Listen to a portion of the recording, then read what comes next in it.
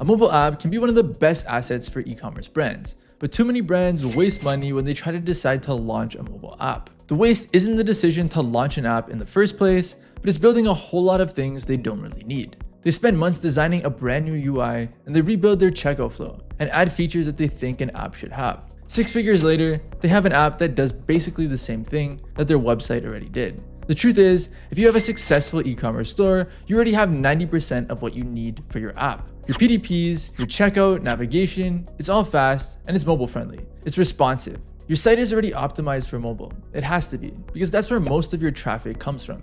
You spent years getting that right. So why would you start over? There's this assumption that a mobile app needs to be fundamentally different from your website. New design, new UX, custom built from the ground up. That made sense 10 years ago, when mobile websites were slow and clunky. But today, mobile web is fast. You can do almost anything in terms of UI. And the gap between what a website can do and what an app can do has shrunk dramatically. The real advantages of an app aren't about a fancy new interface. They're about push notifications, home screen presence, being where your customers already are on their phones, one tap away.